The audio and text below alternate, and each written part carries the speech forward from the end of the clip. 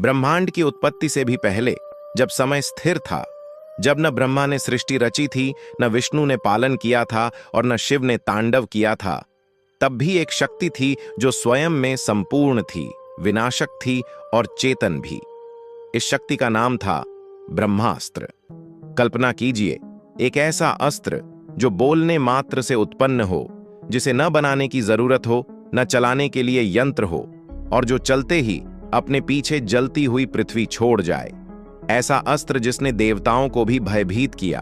और हैरानी की बात यह है कि इसका अस्तित्व केवल कथाओं में नहीं, बल्कि भारत के अनेक ग्रंथों, वेदों और यहां तक कि रामायण और महाभारत जैसे ऐतिहासिक ग्रंथों में गहराई से वर्णित है।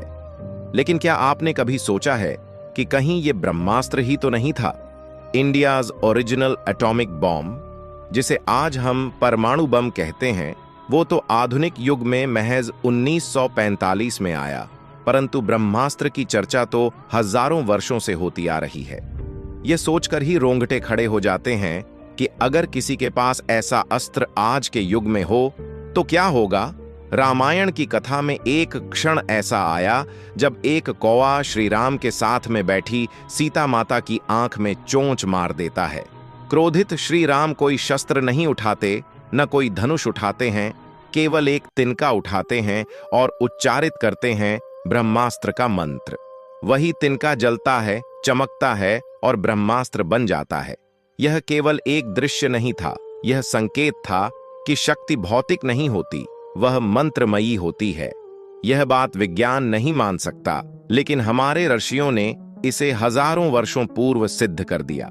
उसी रामायण में रावण का पुत्र मेघनाद हनुमान जी पर ब्रह्मास्त्र चलाता है। हनुमान जी, जो स्वयं शिव का अवतार माने जाते हैं, वे जानते हैं कि ब्रह्मास्त्र उन्हें मार नहीं सकता, क्योंकि उन्हें ब्रह्मा जी का वरदान प्राप्त है। लेकिन वे उसकी मर्यादा रखते हैं और स्वयं को बंदी बना लेने देते हैं। ये केवल ब्रह्मास्त्र की शक्ति की नहीं, बल्कि उसके पीछे की आध्यात्मिक मर्यादा की भी गवाही देता है। अब आइए महाभारत में चलते हैं। युद्ध के 13वें दिन अर्जुन के पुत्र अभिमन्यु की क्रूर हत्या के बाद अश्वत्थामा ने प्रतिशोध में पांडवों के 5 पुत्रों को नींद में ही मार डाला। अर्जुन ने अश्वत्थामा का पीछा किया। दोनों अत्यंत क्रोधित थे और तभी दोनों ओर से ब्रह्मास्त्र चलाए गए। वातावरण कांपने लगा, दिशाएं अस्त व्यस्त हो गईं, जल और वायु में विकृति आ गई। उस क्षण महर्षि वेदव्यास और नारद मुनि प्रकट हुए और दोनों योद्धाओं से कहा, इन्हें वापस लो, नहीं तो संपूर्ण पृथ्वी विनष्ट हो जाएगी। अर्जुन ने तो ब्रह्मास्त्र वापस ले लिया, क्योंकि उन्हें मंत्र ज्ञात थे, लेकिन अश्वत्थामा को मंत्र भूल चुके थे। वे उसे वापस नहीं ले सके। तब उन्होंने उस ब्रह्मास्त्र को माता उत्तरा के गर्भ की ओर मोड़ दिया, जहां परीक्षित पल रहे थे। एक अजन्मे बालक को मारने का प्रयास। लेकिन वहां भगवान श्री कृष्ण ने स्वयं हस्तक्षेप किया। उन्होंने अपने योग बल से गर्भस्थ परीक्षित की रक्षा की। सोचिए, एक ऐसा अस्त्र जो जन्म से पहले भी जीवन को समाप्त कर सकता है, और एक ऐसी शक्ति जो उस अस्त्र को भी निष्क्रिय कर दे। यह युद्ध नहीं था, यह 2 परम शक्तियों की टक्कर थी। अब जरा रुककर सोचिए, आज के युग में एक परमाणु बम क्या करता है? वह रेडिएशन छोड़ता है, वातावरण को बर्बाद करता है, जल को विषैला बनाता है, भूमि को बंजर करता है। और ब्रह्मास्त्र का वर्णन क्या कहता है कि जहां यह गिरता था, वहां 12 वर्षों तक वर्षा नहीं होती थी, मिट्टी बांझ हो जाती थी, कोई जीवन नहीं बचता था। यह तुलना महज संयोग नहीं है। ब्रह्मास्त्र वास्तव में परमाणु शक्ति से कहीं ज्यादा संपूर्ण था, क्योंकि यह केवल भौतिक नहीं, मानसिक और आध्यात्मिक ऊर्जा से संचालित होता था। और यही कारण है कि इसका प्रयोग केवल ब्रह्मज्ञानी, संयमी और उच्च आत्मा वाले व्यक्ति ही कर सकते थे। ऐसा नहीं था कि जिसके पास यह मंत्र हो वही चला सकता था। ब्रह्मास्त्र को चलाने के लिए साधना, मंत्र सिद्धि और आत्मबल आवश्यक था। इसीलिए हनुमान जी पर इसका कोई प्रभाव नहीं पड़ा, इसीलिए अर्जुन इसे नियंत्रित कर सके और अश्वत्थामा विफल हो गए। एक अन्य रोचक कथा आती है आर्ष पिप्लाद की। कहा जाता है कि वे अपने पिता की मृत्यु का कारण शनिदेव को मानते थे। क्रोध में आकर उन्होंने शनिदेव पर ब्रह्मास्त्र चलाने की घोषणा कर दी। भयभीत होकर शनिदेव प्रकट हुए और क्षमा मांगी।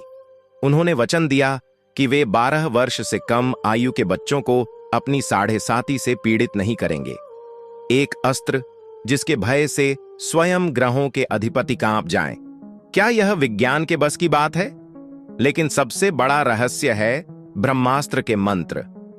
क्या वे आज भी मौजूद हैं? क्या कोई आज भी उन्हें जानता है?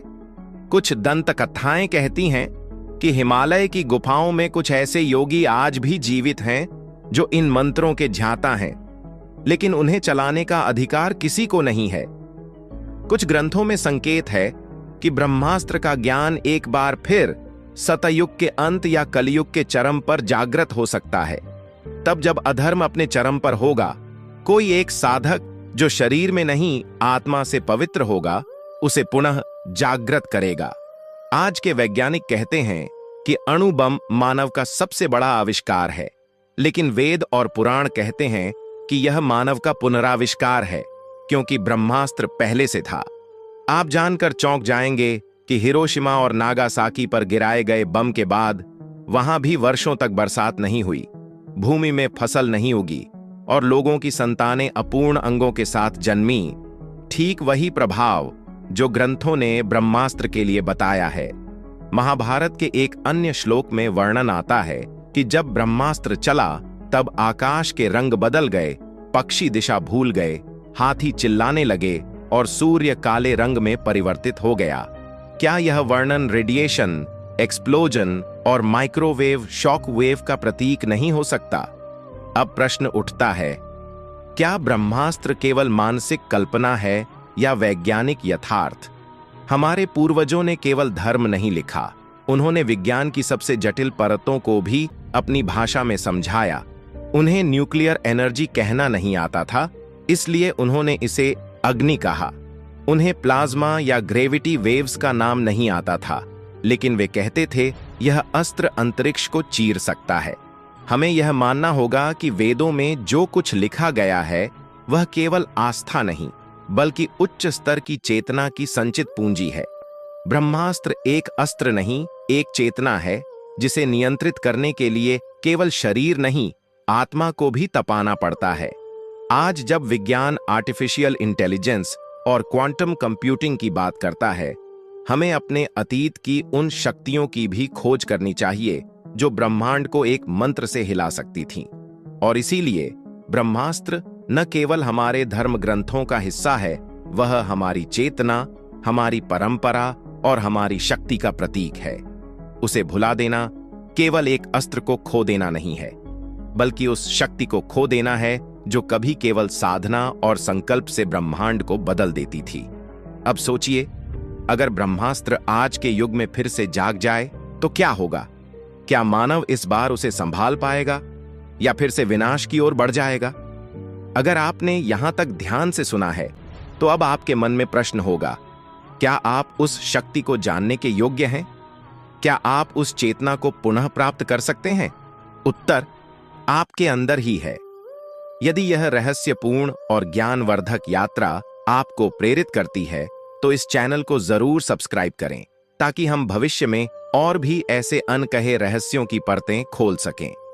ब्रह्मास्त्र की कथा तो यही कहती है, शक्ति उसी को मिलती है जो उसका भार उठाने योग्य होता है।